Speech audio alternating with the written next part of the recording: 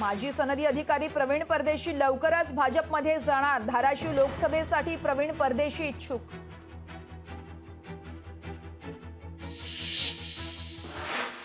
काँग्रेस नेते शरद पवार यांच्या भेटीला रवाना। केसी वेणुगोपाल यांच्यासह वरिष्ठ नेते भेटीसाठी रवाना। तर महाविकास आघाडीच्या जागा वाटपासंदर्भात चर्चा होण्याची शक्यता।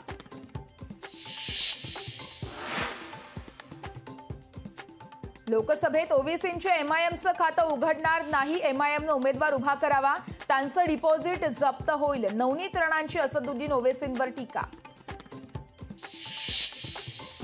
लोकसभेच्या निवडणुकीच्या तारखा आज जाहीर होणार। दुपारी 3 वाजता केंद्रीय निवडणूक आयोगाची पत्रकार परिषद। राज्य मंत्रिमंडळाची आज पुन्हा एकदा बैठक। निवडणूक आचारसंहितेआधी मोठ्या घोषणा होण्याची शक्यता।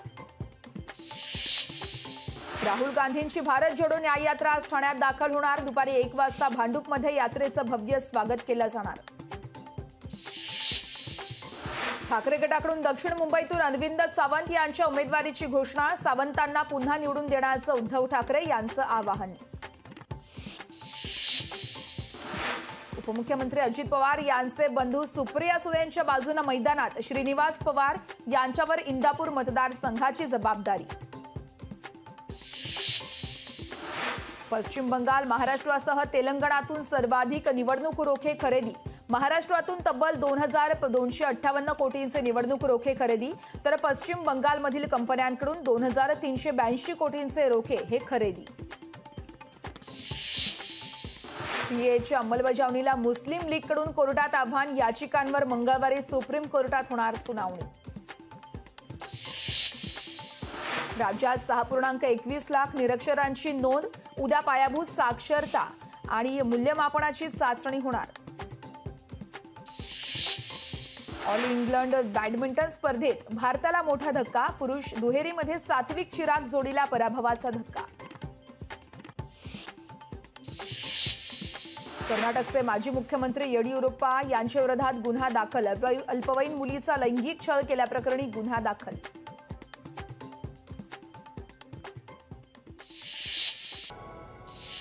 अमरावतीत आज युवा स्वाभिमान पक्षाचा कार्यकर्ता मेळावा। सांस्कृतिक भवनात संध्याकाळी 5 वाजता होणार मेळावा। तर लोकसभा निवडणुकीच्या अनुषंगाने राणा दाम्पत्य मोठा निर्णय घेणार असल्याची माहिती। अमरावतीत नवनीत राणा विरुद्ध बलवंत वानखेडे यांच्यात लढत होण्याची शक्यता। मवियाकडून आमदार बलवंत वानखेडेंना लोकसभेसाठी उमेदवारी मिळण्याची चिन्ह।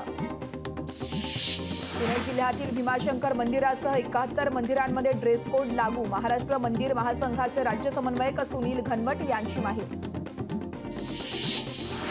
आयआयटी दिल्लीच्या संचालकामुळे एमटेकच्या विद्यार्थ्यांना आत्महत्या केल्याचा कुटुंबियांचा आरोप। वरद नेरकरच्या आत्महत्येविरोधात विद्यार्थ्यांची स्वाक्षरी मोहीम। वरदच्या मृत्यूची निष्पक्ष चौकशी करण्याची मागणी। मुंबईत अनधिकृत बॅनर होर्डिंग्जवर होणार कारवाई। निवडणूक आचारसंहितेआधी पालिकेचा महत्त्वाचा निर्णय। उद्या माटुंगा ते मुलुंड दरम्यान अप आणि डाऊन जलद मार्गावरती घेतला जाणार मेगा ब्लॉक। देखभालीच्या कामासाठी असणार मेगा ब्लॉक।